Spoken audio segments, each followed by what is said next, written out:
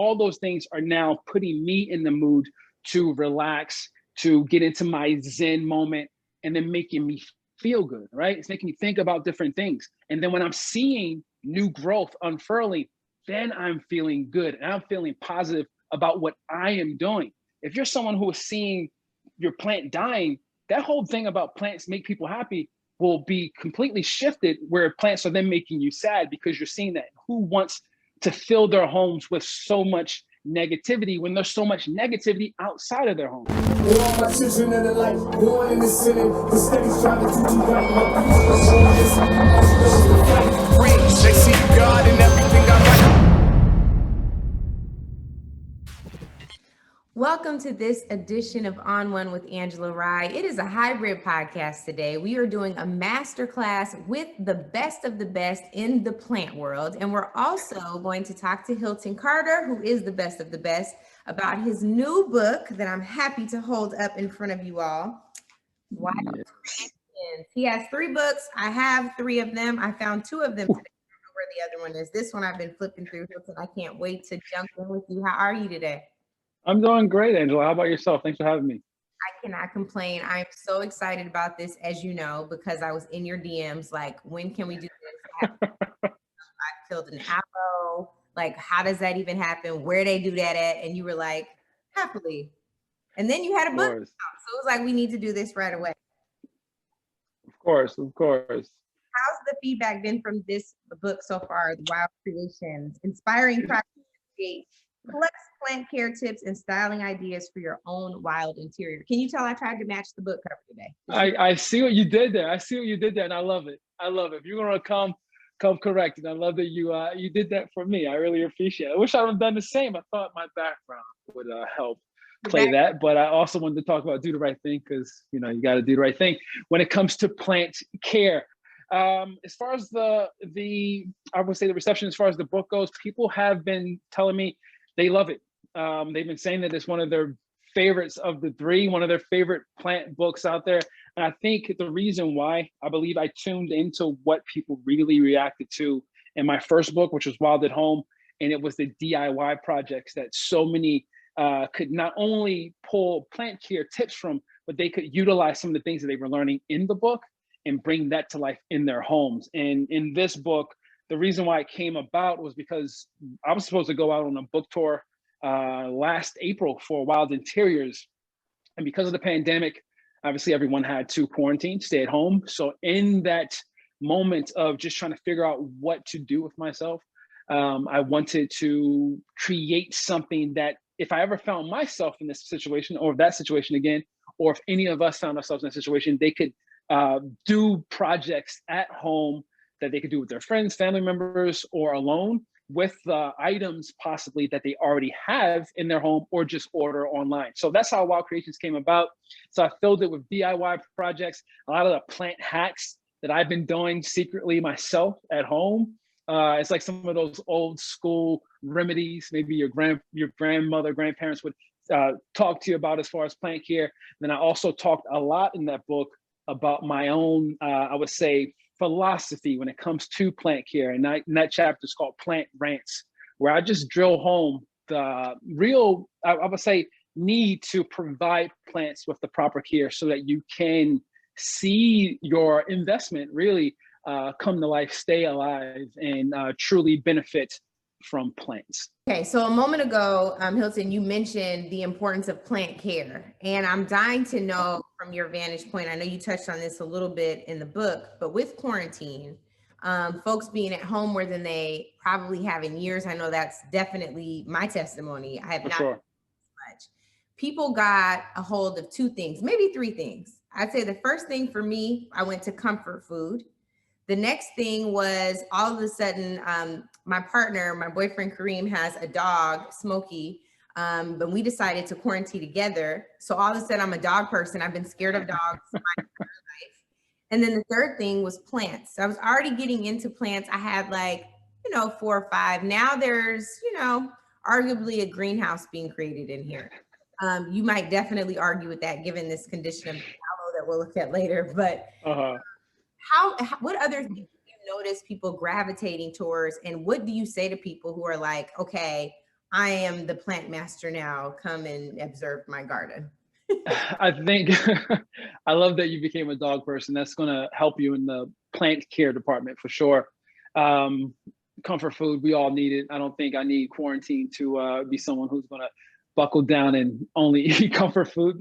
I think comfort food is what you should be eating, just because we should all feel comfortable, right? My stretch pants anymore. That's what happened. Far too comforting. It had to be eliminated. I get it. Well, good thing spring. Well, you're living in LA, so I would say for us on the East Coast, spring is here, so everyone's going to be a bit more mobile, hopefully now. But I think the idea that most people found themselves in spaces that they really didn't think about too much as far as how it should make them feel. They would sleep there, they wake up, eat, maybe then go to work, then spend a lot of their times outdoors, then come home, sleep, eat. But it wasn't how can you make a space feel like the energy, give it the energy that you need in your life daily. Make it feel like a space that you never want to leave. And for me, that's what I've been trying to create my space to be over the past 6-7 years, is a space that I feel the most comfortable in. Like I told you, I used to work freelance, so I worked a lot from home. So for me, my home was the area where I needed to give the most attention to. So I spent a lot of time trying to curate that for myself. So when quarantine hit, people found themselves in I would say dark, hard, stale spaces where they didn't have a lot of life in them. And a lot of, let's say, I don't want to push this more to the millennials, but people who are finding themselves in more urban environments, more city spaces where there's nothing. Like here in Baltimore, if you look out most windows, you're going to find nothing but concrete, asphalt, and just brick, right?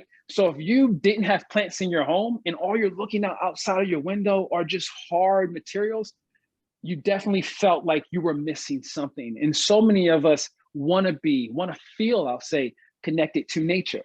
And having that ability to bring plants in can actually help that process. So I feel like a lot of folks filled their space up with more than one plant. Maybe they did have, like you said, 4 or 5, and then all of a sudden it's like, I got a jungle in my apartment. And then that's where the issues come in, especially if you're someone who found yourself bringing plants in around this time of year, spring or summer last year, and then fall, winter hit, because that's the time of year when I'll say your real plant parenting will be tested. You'll truly be tested during that time of year because there's not as much light. Your soil isn't going to dry up as fast, so your watering is going to be a bit off.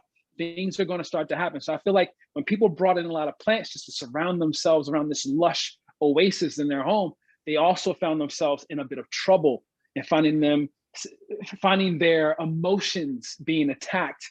Because if you're like me, you start to see a plant suffer, you start to feel bad. And the whole idea of bringing plants in is to feel good, to feel those benefits of plants being in your space, right? So if you start to see them suffer and you're in that plant that you bought when it was all green and lush and big, it's starting to turn brown and yellow, that's not going to make you feel good. So I think right now, to me, it's what's important and what I needed to put in that book, because I heard so many of my friends who judged me for being a plant lover. They were questioning everything I did.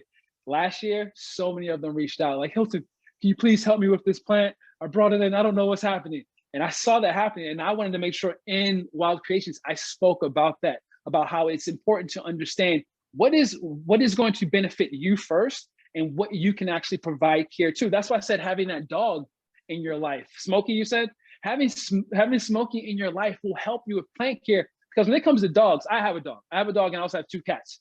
My wife brought the cats into my world, but I got my dog because I wanted to care for an animal that someone needed me. I got him from a shelter, but I also knew that because I had this dog, he would change and shift my day-to-day, right? So every single day, regardless if it's raining, snowing, super hot, sleeting outside, I got to take him out 4 times a day. So I know what is going to be necessary to provide that animal with the type of care he needs to actually live, right? So having that dog will help you in the process of understanding what type of plant person or plant parent you want to be. Because there's some plants out there that require daily attention. versus some plants that only need you to be around maybe every other week, maybe every 3 weeks. So knowing how to deal with those things can help you. But when quarantine hit, I think people just went out, like I'll say this Birkin here. People went out and bought plants because they just love the color, the shape, the design of the foliage. They're like, look at those white leaves popping out. They saw that and they were like, give me that plant. But they never considered, I'll say, the light that they had in their homes. They never considered how often that plant needs to be watered. They just looked at it as a plant that needs light, needs water, and they're gonna give those plants the type of care they want versus giving that plant the type of care it needs.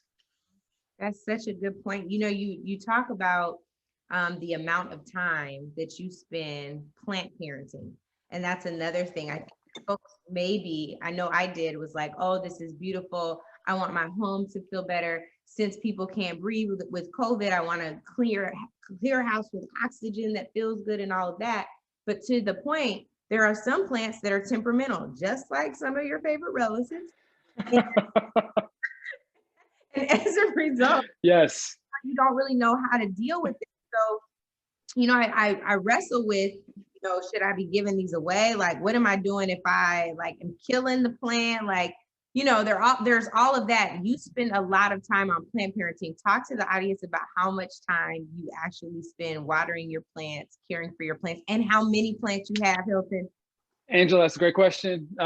Yeah, I mean, a lot of plants are temperamental. A lot of them have their own personalities. That's why I actually name a lot of my plants. I talk about that in the book as far as like how to create that connection, that bond with your plants that helps people in their care process. For me, in where we are today in our apartment, I have over 200 plus plants in here. So in the process of care, it's a daily thing for a lot of the plants. I have a lot of ferns, calatheas, some anthuriums. Those sort of plants need moisture almost daily. So I find myself walking around, sticking my finger in soil or sticking a moisture meter in soil, misting those plants daily because they need that.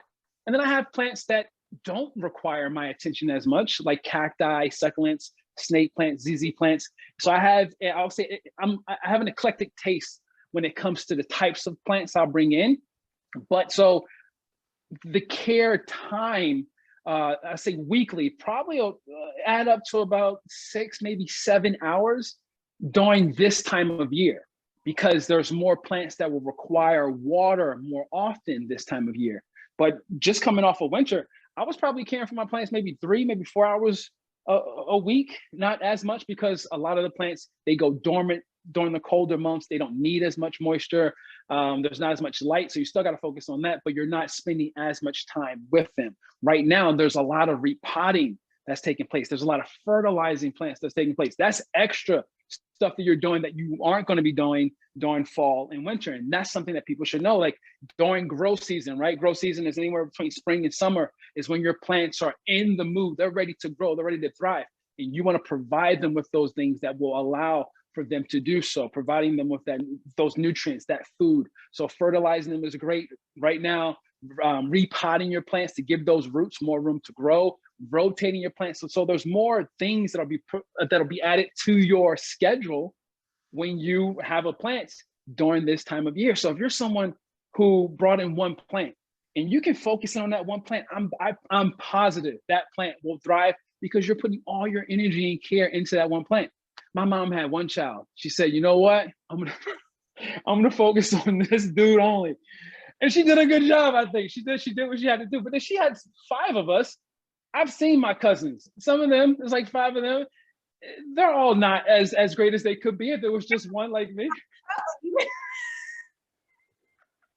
I'm tossing my cousins under the bus. What I'm saying is, it's being able to focus in on that care. And for me, I've made it so that I know for a fact I got to give 200 plus plants that attention, that care. Yeah. If I just decided to just fill my home up with 200 plants and they only consider the ones that I feel are important and only focus on them, I'm going to find a lot of plants that are going to suffer and die. So I say, when it comes to care, just know how much time you have in your schedule. Angela, I don't know how often, I know during quarantine, a lot of people were at home, but yeah, you seem like you would be flying around, doing a lot of travel, working a lot. So someone who works a lot, particular types of plants, especially in your home, if you're the only one providing the care, aren't going to survive that sort of situation. So I say for folks, think about the type of person you are. If you're someone who's forgetful or you travel a lot, and bring in plants that can be there for when you return, versus a plant like any sort of fern that needs you to be there every single day to water it, to mist it. So those are the things I think about when it comes to plant care. The amount of time you're putting in, you'll see those benefits back for sure. So speaking of care, you also talk about the fact that you not only name your plants, you talk to your plants, you encourage talking to the plants, but you won't play music with any cuss words on there. What's the latest plant playlist for your plants? You said I won't play music with cuss words? Did I read that incorrectly? Upbeat, soothing music rather than songs that have a lot of bad words. Well, I play different types of music. I will say that for sure. I don't play a lot of when I say my plants and that sort of curse word, my wife doesn't like to hear a lot of it, so I won't play those. But if I have my AirPods in, I might be listening to it while I'm plant care or while I'm doing my plant care. But when I'm playing music for the plants, let's say, the type of music I'm playing, it all depends. It's all over the place. I might be playing a little bit of Tame Impala. I'm not sure if you know what Tame Impala is. I might be playing a little bit of, now we say no curse words. It's hard to say, but I do play a lot of Future in my home, and I try to limit the curse words that are happening there. I do think you're just like your dog. I'm not sure if your boyfriend, if his dog is taking on the personality of him. You know how they say like your dog starts to look like you over time. I hope it looks more, your boyfriend and your dog look more like each other, right? My dog looks a little bit like me, I'm guessing, as he ages. But my plants are kind of the same, where they're taking on my personality. So they'll listen to the type of music that I listen to before they go off and want to listen to, let's say, some sort of classical, any sort of, I would say, standard, just low key vibes in here. So I try to vary the sort of mood I am providing my plants for sure. I love that. It's so interesting. Wild Creations, I think, needs a playlist, and all of us who are learning how to be better plant care. Angela, I'll say this for sure. I'm actually working on a plant care playlist right at this very moment. I just started last week. I was like, you know what? I'm gonna do this. People keep asking me to put it together. I was like, you know what? I'm gonna do it. There's a lot of songs that I feel like will put you in that moment. Not just, it's not, and to me, it's not to be about plant care. So for me, the plant care process is very therapeutic. I'm not sure if that's for you as well, but that is something that I consider a benefit of plant care. I find myself in that like meditative state when I'm moving through and watering plants. It's just a way to escape and not think about what else is happening in the outside world. Like when I'm watering the plant, I'm not on my phone scrolling through Instagram. I'm not reading all the craziness on Twitter. I'm literally in the moment with that plant. And that's what I feel like helps individuals when it comes to bringing plants in. I know you mentioned the idea of plants cleaning the air or maybe adding oxygen to a space. Those are, I would say, very minuscule benefits, truly, because you need so many plants to change the air quality in such a small footprint of space. Like I would need maybe 1,000 plants just in this small area just to really change the air quality here, right?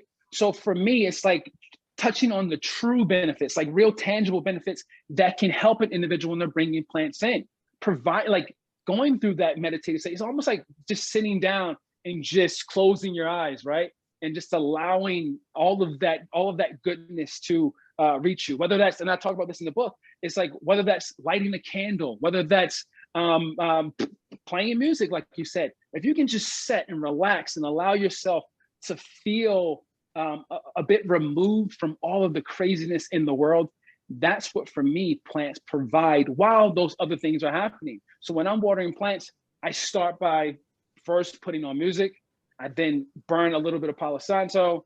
I've then fill up the watering can, and then I'm moving my way through my apartment as that smoke kind of seeps throughout the air, as those vibes, the music is filling the air, as I'm misting, like all those things are now putting me in the mood to relax, to get into my Zen moment, and then making me feel good, right? It's making me think about different things. And then when I'm seeing new growth unfurling, then I'm feeling good and I'm feeling positive about what I am doing.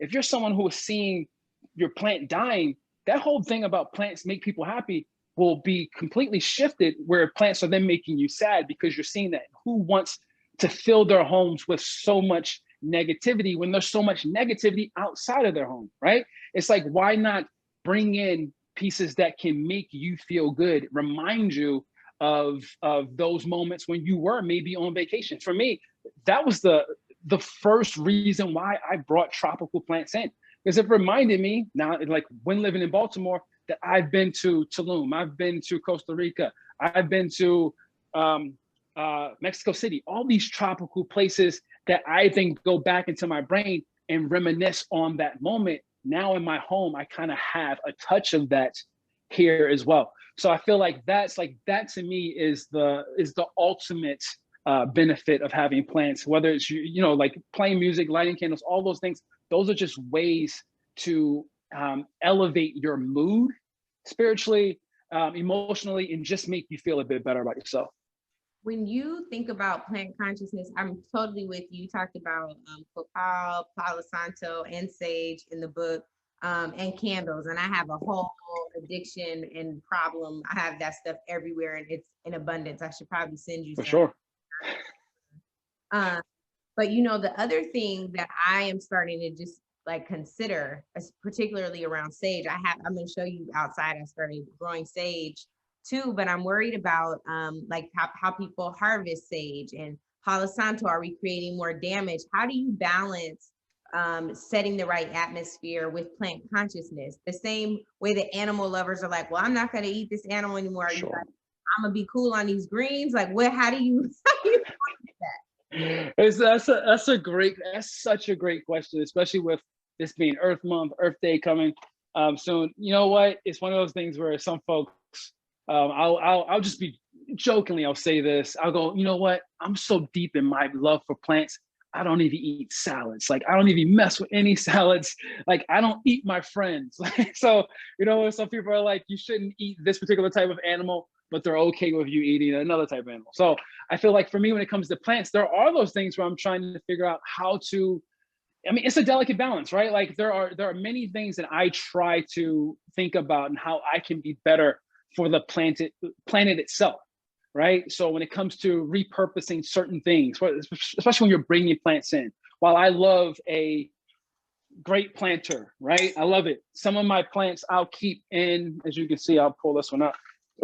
I'll pull this one here. This little monstera, I keep in their nursery pots. And when I want to upgrade this plant into a normal pot, let's say a ceramic pot, metal pot, whatever it is, I'll save the actual nursery pot, the plastic container, because I have propagations that can then go in to those pots instead of just tossing them out into the trash. Because while you might think that they can be recycled because they're plastic, that's not the case. They can be repurposed, right? So I tell folks, if you are going to bring in a bunch of plants, you have those nursery pots, instead of tossing them in the trash, maybe take them back to the nursery or the plant shop that you got them from, and then maybe they can repurpose them and put other plants in them as the plants that they have start to grow and develop.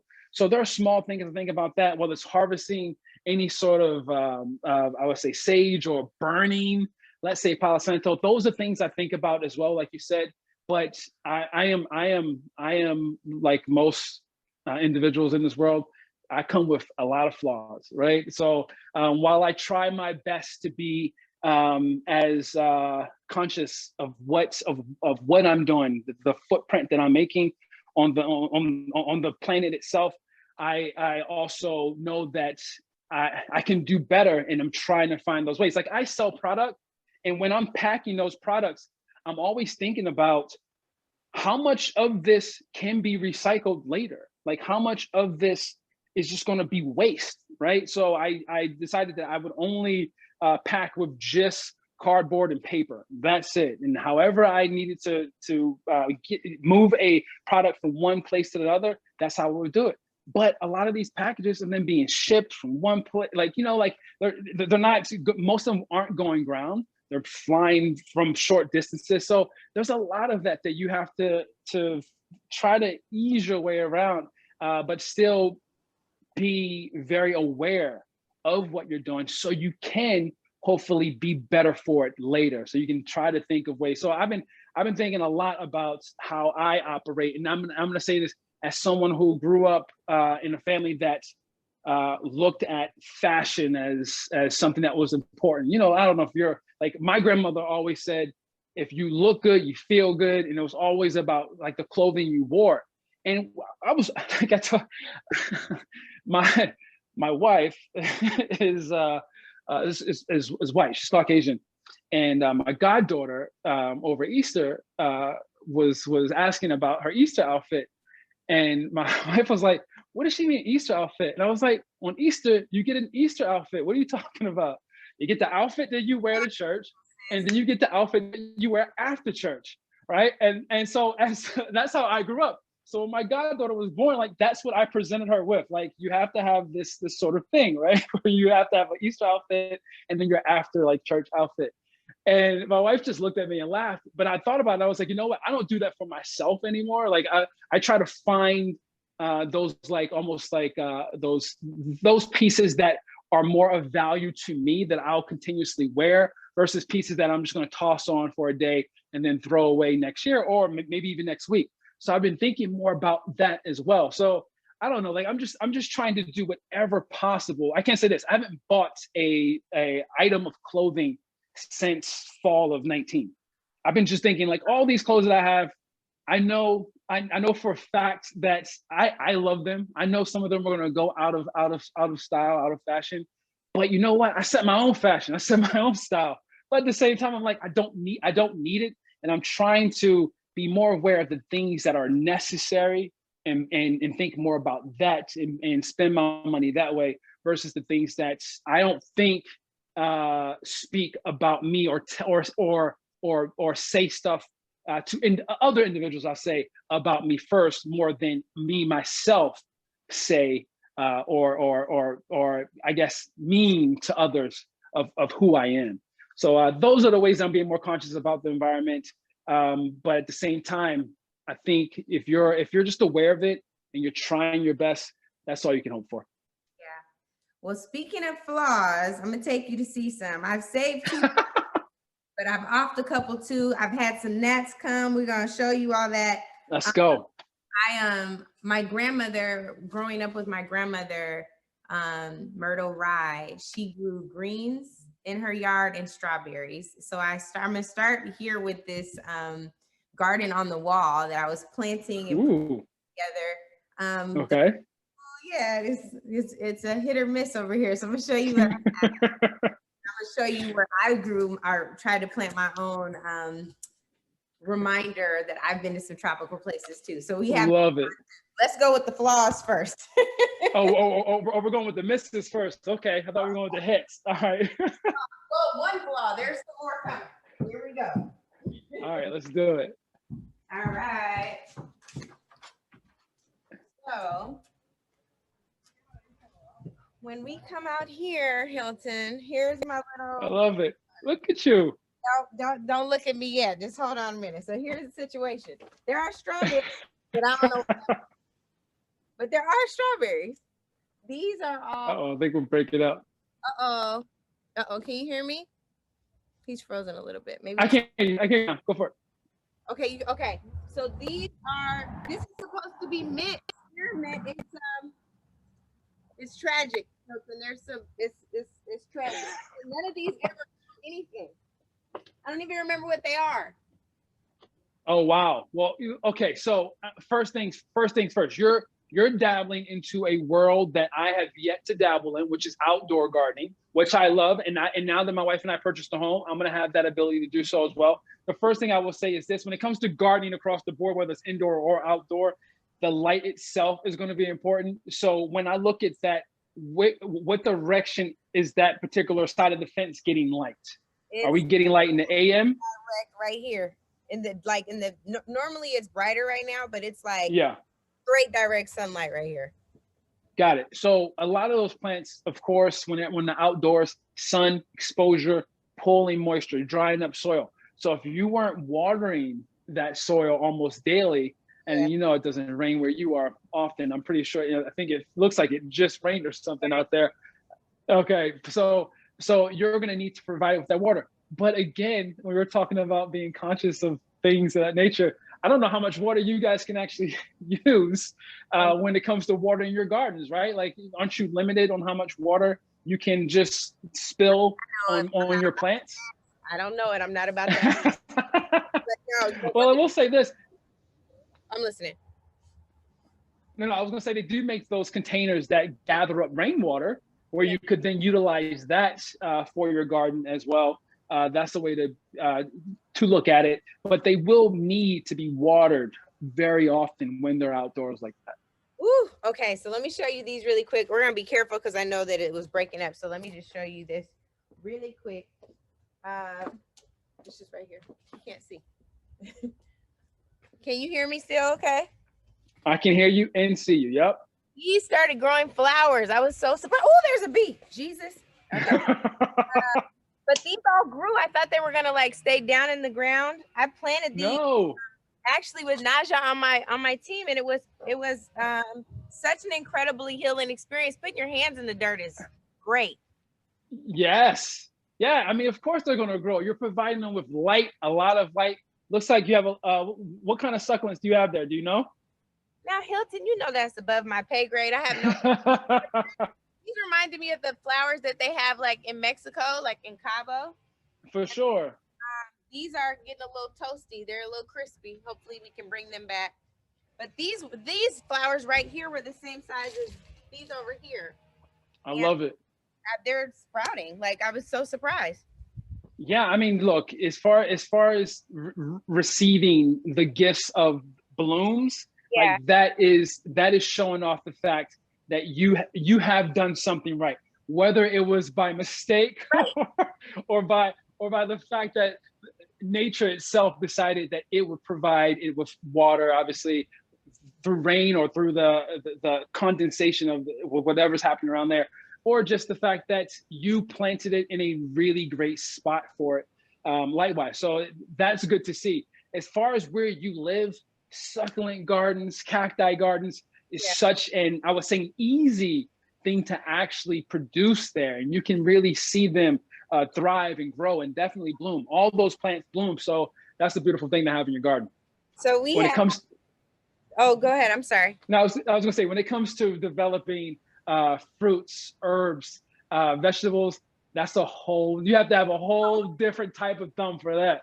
Man, well, I'm gonna keep trying, because Granny was like, she would brag, she would be like, I grew my collard greens in my garden. That's what we were eating. So I'm like, let me try. As you should. As you should. I'm gonna try my hand at it too. As soon as I get in this house, I'm gonna try my hand at it as well. I can't wait. Maybe I can just learn then and just try over. I think it's free strawberries so far, so it's not all a lost cause. This right here is sage. There's some sage that I'm growing here, and on this side I have 2 jasmine plants. This jasmine is going through some changes. We're gonna have sage right here is starting to bloom the little purple flowers. I love it. Yeah. You're doing all right. This looks like great. Sage too. I can see that. It does. It does look like it. Yeah. Anyway, I'm not growing weeds, so they don't try to come and get me. Can tilt up. Thank you. And then this is the one thing I wanted to show you where I'm like, oh my God, I've heard people talk about this, but this I'm actually seeing. This money. Let's see what you got. Is complete. That money. It's tilted towards the window. That's the pull. That's the draw of light. You know, they lean towards light. So this is what I'm talking about. The idea now that you're gonna have to rotate more because you want to keep that plant balanced. You want to see balanced growth.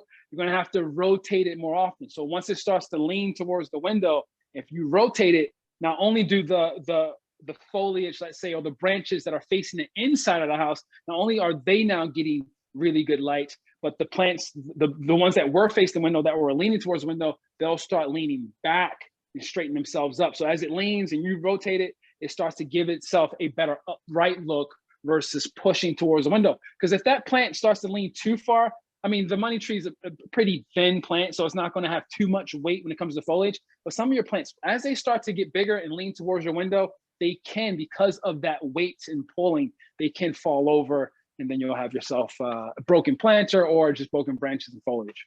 Okay. Well, that is good to know. I just rotated it a little bit. Let me know if I need to turn it all the way around.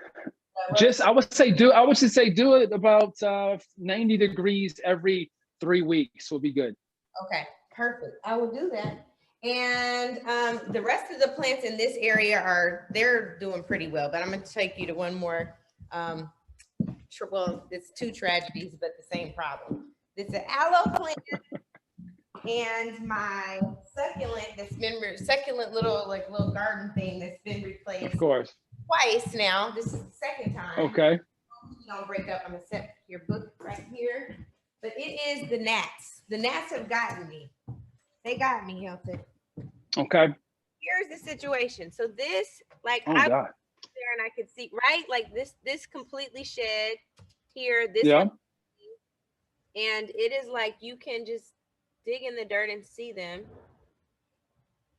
And I didn't repot this one, but I had the folks, I get old vine florals, by the way, but they redid this for me, and they're still, now I can't see them, but they were just in here even like yesterday. But for sure. Bad. So one person told me to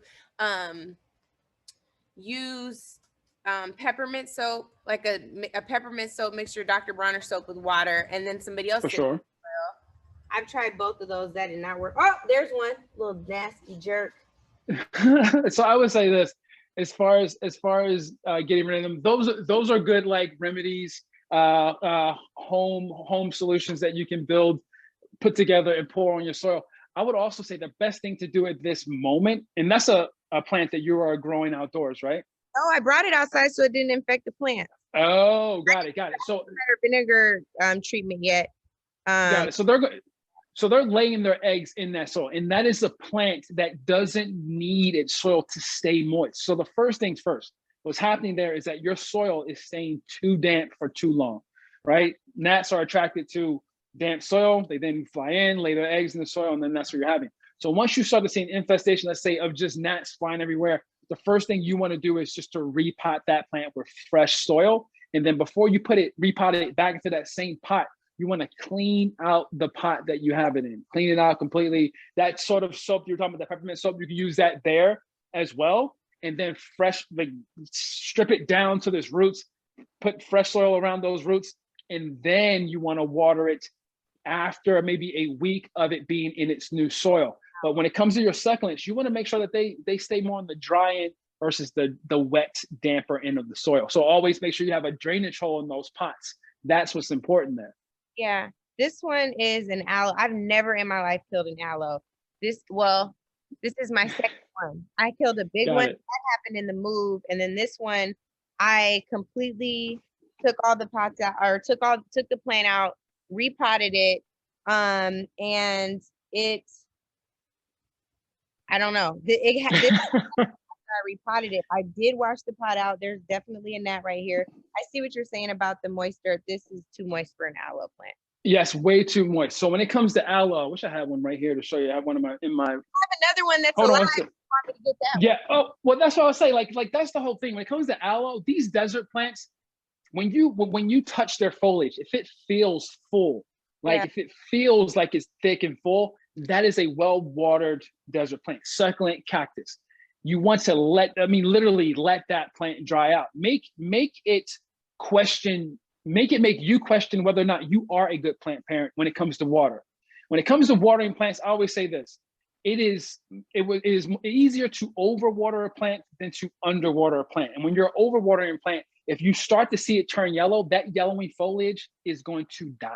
It's going to fall off of that plant at some point. But if you underwater a plant, what you might get, if you underwater it and then give it water, what you might get are brown spots on the edge, maybe. You might get a leaf that curls up. You might get foliage that faints for a bit.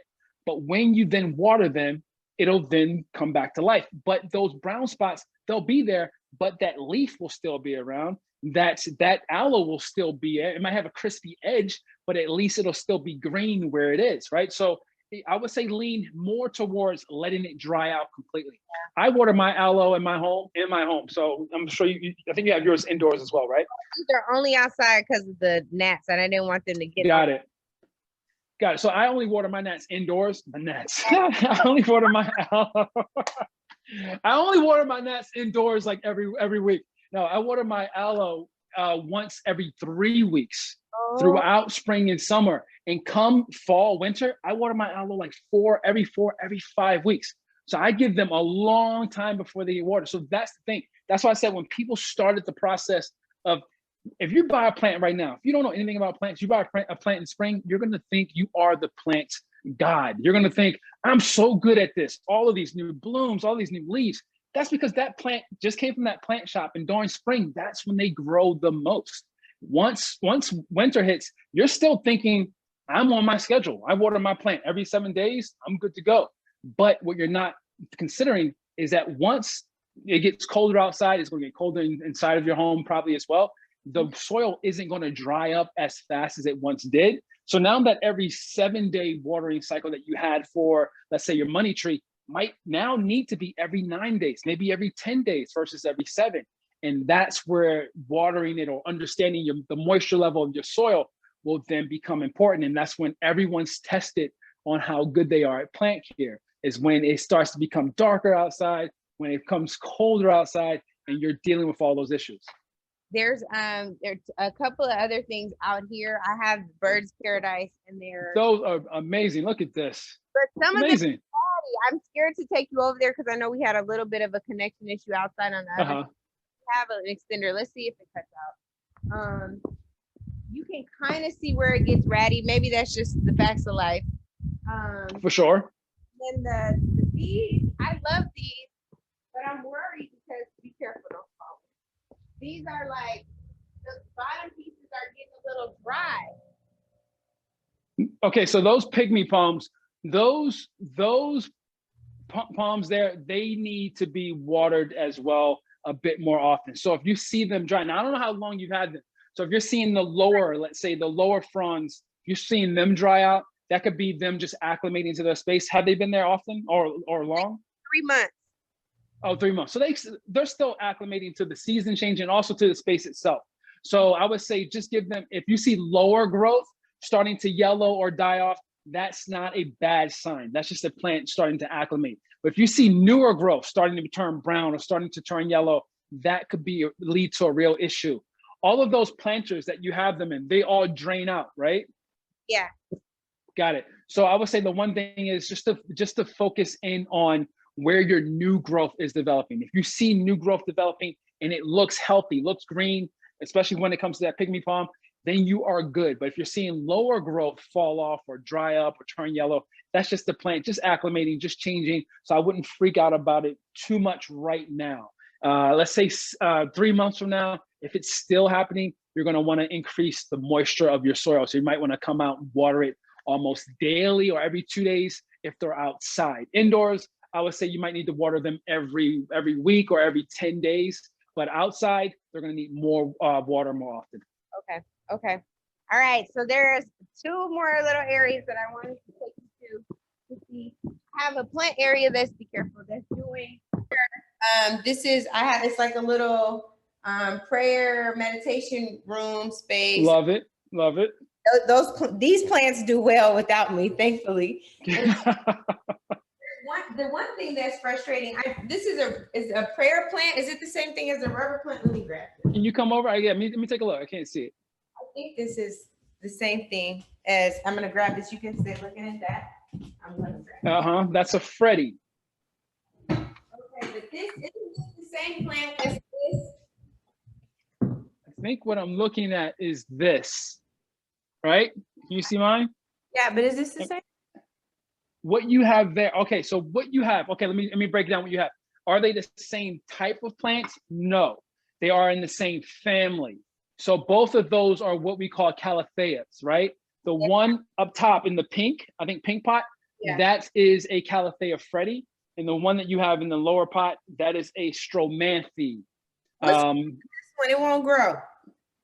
That one is so both plants are I would say medium to bright indirect light plants. They do not like direct sun. Please be aware of that. Now I see that Freddie in that window. Not sure if it's getting direct sun, but they don't like direct sun. But they also like window. Look. Okay. But as long as it's not getting direct sun. One of the weird ones. Like maybe that one's a weird one. You want me to rotate it? So I would say as long as it's getting moisture, it'll be good, and often getting moisture. So when you water that plant, that pot doesn't have a drainage hole. I know that for a fact. Yes, it does. It does? Yeah. No, you don't have to show me. I believe you. I trust you. So I would say this. For that plant, though, the fact that you have the one in your hand, for that one to grow, I don't know how long you've had it, but I will say, how long? You said a long time? I feel like it's been like 6 months, and it looks exactly the same minus this yellow on it.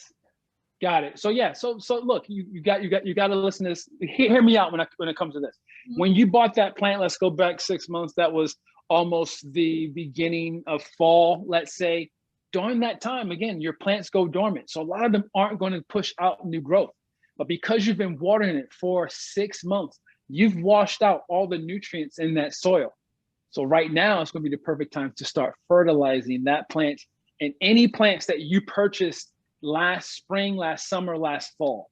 It's going to be important right now to providing them with a bit of fertilizer and better, I would say light would be better for it. Repot it. I don't like this pot anyway.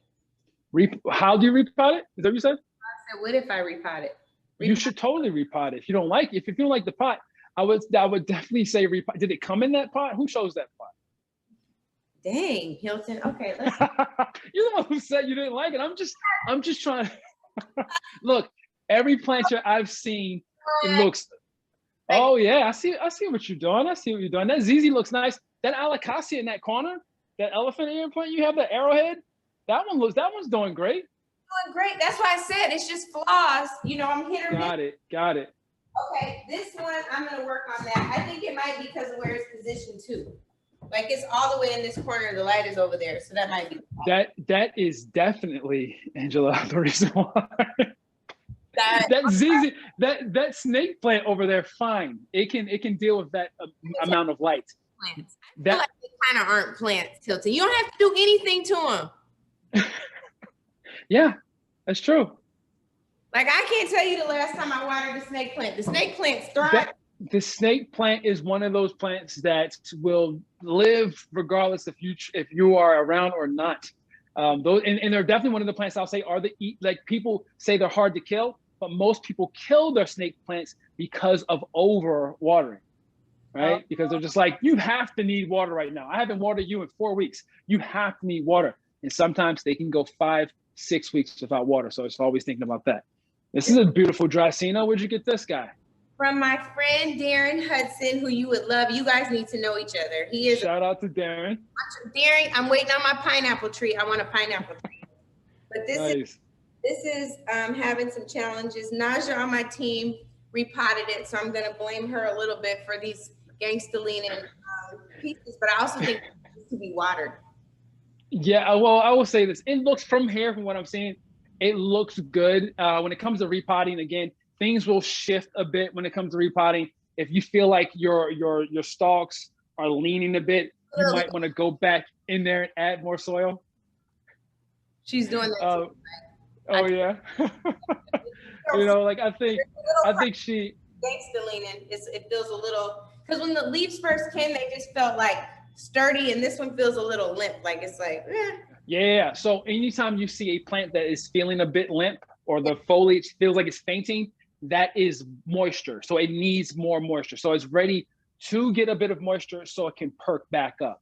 So I would say it probably is in need of a little drink there. Okay. This is my, well, I have 2 success stories I want to tell you about quickly. I love it. I want to show you the one that I really, really, really need help with.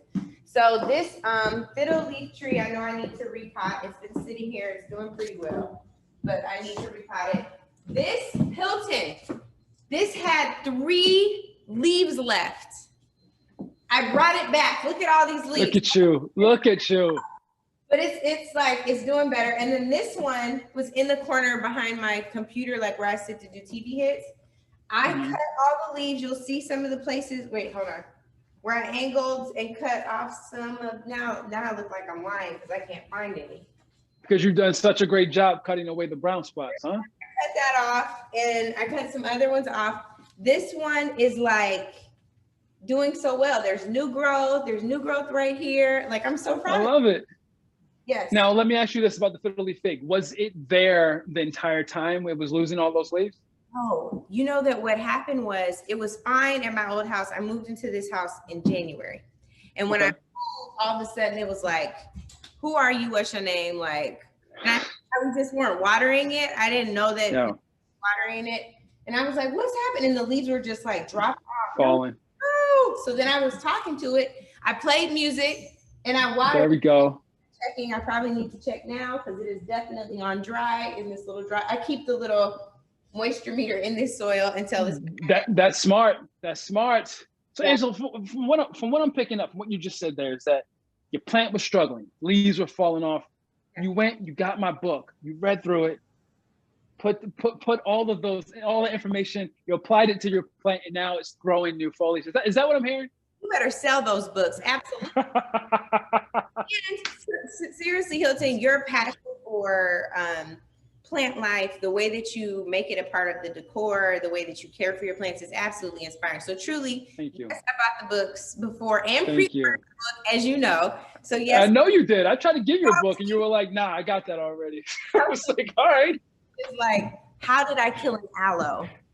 Right. Yeah, well, look, I mean, look, no judgment coming from me, no judgment for anyone that kills a plant. A lot of us kill plants because of overcare, like over loving that plant, right? I think that's what happens first. I've killed snake plants before. I've killed ZZ plants before. These are the hard to kill plants. And it's because of those moments where, for one, you just elapse in when you watered it last, or just because of neglect sometimes, right? So in my earlier, I would say moments in plants, I wasn't focused on the actual care itself. I was thinking more about just having a lush space.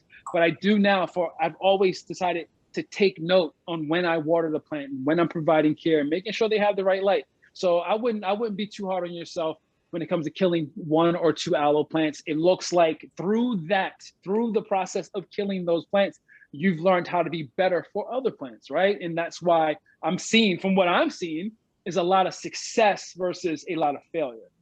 Well, I'm glad to hear it. This is one that has tested me. This plant used to be fine in the old house. I feel like this is also something that happened with the move, but I'm seeing the yellowing. You said that happens from overwatering, and I feel like this plant doesn't get enough water. I don't know where my little moisture meter is. So if you're seeing full on, let's say, yellowing leaves, like your whole leaf turns yellow, that's from overwatering. But if you're seeing yellowing spots, that could be from 2 different things. One, it could be from sunburn. I don't know if that plant's getting direct sun from like a western facing window. If it's getting any southern western facing window direct sun hits, it can get sunburnt. That plant is called a Psyllium philodendron. It's a tree philodendron, right? While it can live outside, you see many of them probably out in LA, outside, thrive outside. But once you bring those plants indoors and that sun is going through glass, it changes the entire, I would say, spectrum, the color, the temperature of that light that is now hitting your plant, which heats it up and it can burn that plant. So if you're seeing just yellow spots on that leaf, or almost yellowish, orangish spots, that could be sunburn. But if the full leaf turns yellow, that's overwatering. And I don't see overwatering happening here. I see what you might have is a bit of sunburn taking place. Overall, from where I'm standing through Zoom, it looks healthy. Most of the foliage is green. Are you seeing new growth throughout the process? Yeah, there's one new leaf here that's not yellow yet. If we can bring this down so I can see it. You can see this part of the leaf too that kind of has like more pale. And then there was another leaf that came, but it dropped off. And then this root is exposed now. Maybe I need to repot this one. Okay, so let me make you aware of what that root is. Now, what you have is a philodendron plant. Philodendron, that plant is a vine plant.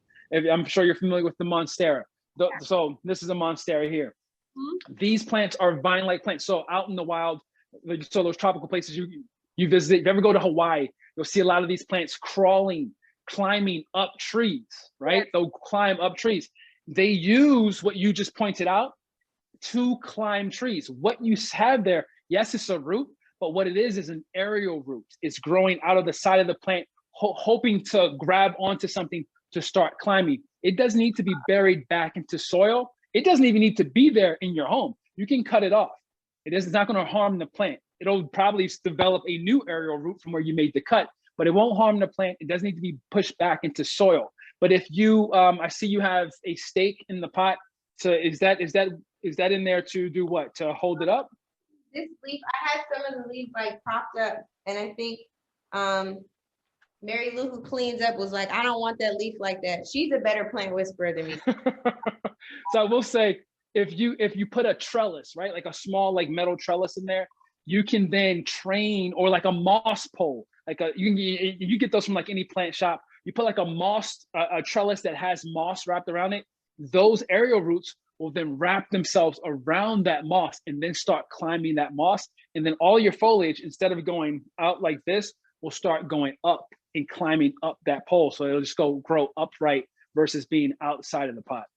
That is amazing. Oh my gosh, I learned so much. I feel like I need part 2, 3, 4, 5. When you go to the new house and you're planting your garden, I so want to be a part of that, because I want to like learn how to do the herbs and all that stuff. For sure. This is just so good. I feel so blessed and spoiled. And people, if you have not, but he is a 3-time author, plant doctor, plant whisperer, plant playlist maker. Keep it going. Hilton Carter, thank you so much for joining. This has been so good. I've learned so much. I'm repotting. I'm going to take pictures before and after to make sure you know there will be a success story. Please do. That's what we need. We need to see. It is good to talk about these things, but I want to see all of this turned into action, and I want to see the afters for sure. If you can provide that, it's a bet. I'm ready. Thank you so much for having me, Angela. I really appreciate it. I'll talk to you soon. Take care. That is awesome. Thank you guys. Thank you, Hilton. Of course. Thank you. That was dope. I didn't know we were gonna do I didn't know we were gonna walk around your place. I love that. I love that you got to see all those spaces. It's great. You have a beautiful home for one. But I love that what you have been doing. When your plants are considering the light, you have a lot of windows, which is key for taking care of plants for one thing. But I think where you've been placing your plants are perfect, really perfect. So. Good. Yeah, I'm gonna reach out to you. Darren, who is really, you guys really should know each other, is supposed to do like a whole little outdoor garden on this balcony space up here. I'm gonna show you that before. Okay. But he is he's really incredible, and he lives like in Irvine, I think. Black guy. Okay. Does like these eucalyptus bundles and a pop-up. Oh, nice. Inglewood. Trying to get our folks to buy plants, reconnect us to what was. For sure. So this is all empty right now. You see? Oh, what? You got all that space to utilize? But that's what. So we're gonna set up a whole little garden thing out here, because for me, I don't even know if you'll be able to see that, but up there above the bars, there's like a good view up there.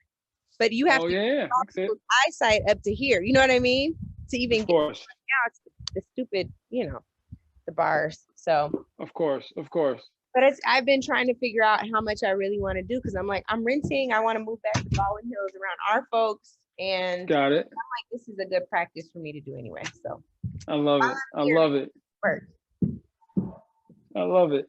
Anyway, thank you so much. This was so good. Of course. Yeah, for sure. Hey, look, I need to meet Hilton. I want all of Look, whenever you want to do it again, let me know. But also, I definitely want to see the results, the after. It's difficult to provide the care and not seeing. It's like when you go to the doctor, right? They want to check up on you and see what's happening.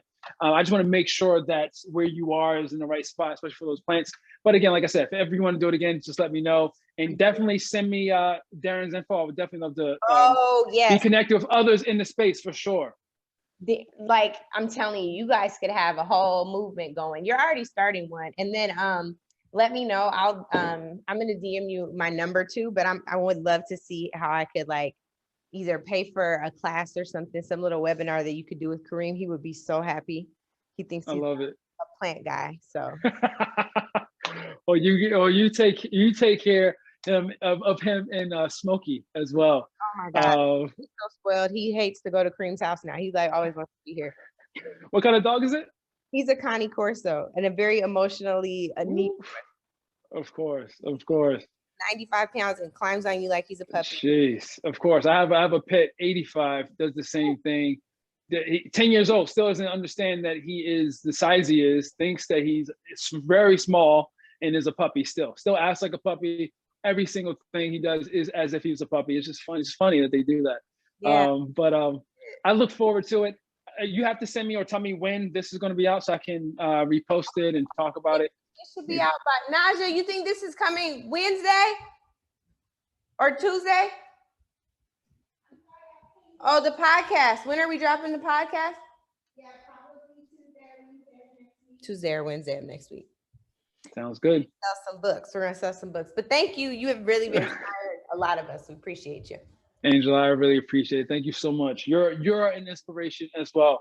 I got to hear you talk on First Take, and I was like, I didn't know Angela would be on here. What's happening? Well, you know what? Get ready because I think we're gonna be doing some more stuff with them. So I love that. Something coming with the undefeated. Don't tell anybody, and then there should be some other things moving. So this is this year is about abundance and creating. Of course. New opportunities. So I'm not with CNN anymore, but trying to tap into all the things that I love. And there's so much that's happening. Of course. I might tap you for a plant show idea. I have two on title, like a little series.